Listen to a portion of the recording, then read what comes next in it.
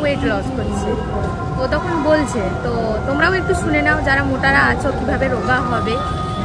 বল।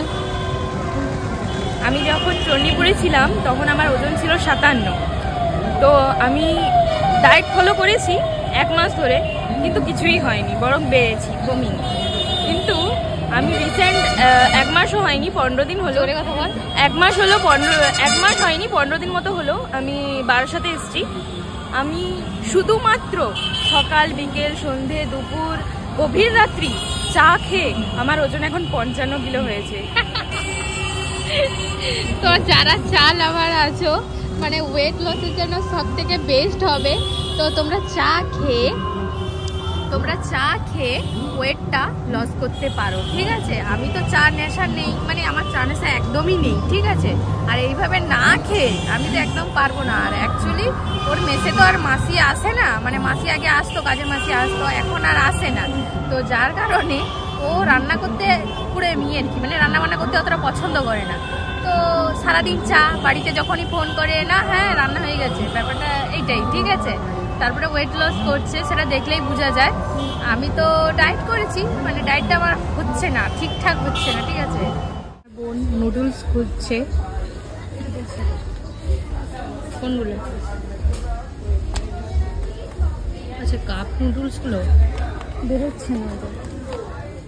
আমি একটা মুসলি নিয়ে নিয়েছি, তো এখন ডায়েট করছি, তো সেই জন্য নিলাম। ফার্স্ট টাইম মুসলিটা ট্রাই করব। চলো, এখন বাজার চলছে।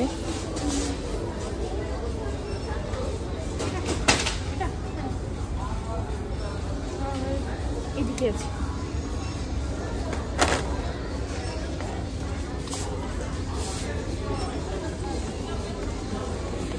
ওইটাও একটা নিবি? এইটা একটু বের করে দিন,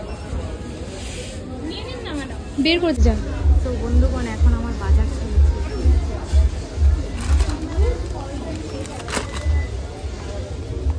এরপরে আমরা বিল করতে দিয়ে দিয়েছি। বিলটা তোমরা শুনলে তো অবাক হয়ে যাবে, যাই হোক বলবো না। স্টার মল থেকে বেরিয়ে পড়ছি, ভিখারির অবস্থা হয়ে গেছে এখন আমাদের।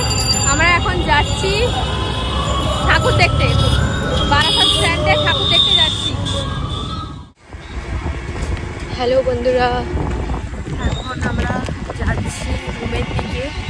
প্রথমবার আমি আর আমার বোন মিলে ভ্যানে উঠেছি। প্রথমবার না, সরি, ছোটোবেলায় উঠেছি। তারপরে তো সব টোটো চলে আসলো, ভ্যান বন্ধ হয়ে গেছে।